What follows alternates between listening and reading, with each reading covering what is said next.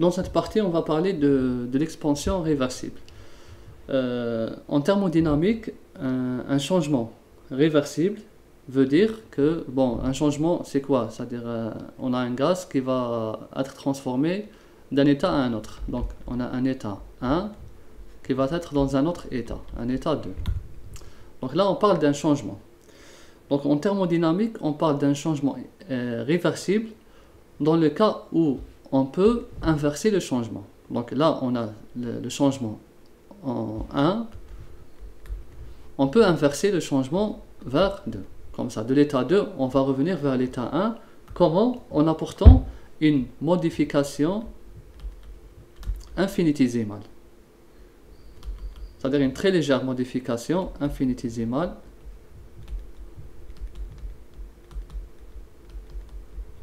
d'une variable de l'état du système, d'une variable d'état.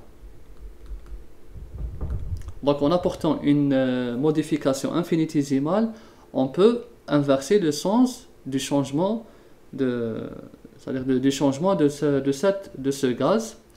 Et quand on peut modifier le changement grâce à une modification infinitésimale, on dit que le système est en équilibre. Ici, on a un système en équilibre. Donc, un système en équilibre veut dire que je peux changer à tout moment le sens de ce système, le sens de la réaction de ce système, en apportant une modification infinitésimale. C'est ce que ça veut dire. Et un système, quand on parle ici d'équilibre, un système, il peut être en équilibre thermique. On a un équilibre thermique, comme on peut parler d'équilibre mécanique.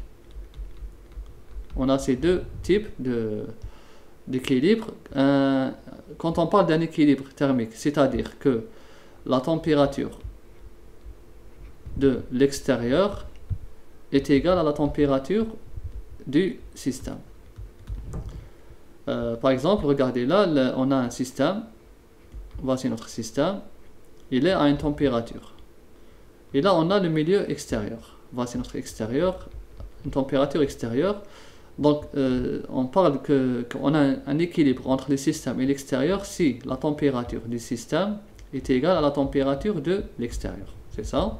Et pour l'équilibre mécanique, je pense que vous l'avez deviné, on parle d'équilibre mécanique quand on a une pression extérieure est égale à la pression du système. Donc, la même chose ici. On a un système, le voici. On a une pression qui est appliquée par le système. Et on a l'extérieur, avec une pression extérieure. Donc on parle d'un équilibre mécanique dans le cas où la pression de l'extérieur est égale à la pression du système. Donc là, on peut dire ici, dans le cas de la température, on a un équilibre thermique. C'est-à-dire qu'en apportant une modification infinitésimale d'une variable d'un état, on peut inverser le changement de l'équilibre. Par exemple, si, c'est-à-dire là, je vais faire si la température du système est augmentée. Je fais augmenter la température du système. Qu'est-ce qui va se passer? On aura de la chaleur qui va sortir du système. On aura un transfert d'énergie sous forme de chaleur du système. Donc ici, on va dire Q, c'est-à-dire de la chaleur du système qui va être transférée vers, vers le milieu extérieur. Et là, qu'est-ce qui va, en conséquence, on aura quoi? La température du système va diminuer. C'est ça. Et en opposé, si je fais diminuer la température, ou bien je vais faire augmenter la température de l'extérieur, par exemple, et a été augmentée, élevée, qu'est-ce que je vais observer? Que l'énergie sous forme de chaleur de l'extérieur va quitter de l'extérieur et va rentrer dans le système. Donc on aura quoi? Pour conséquence, la température de l'extérieur va diminuer.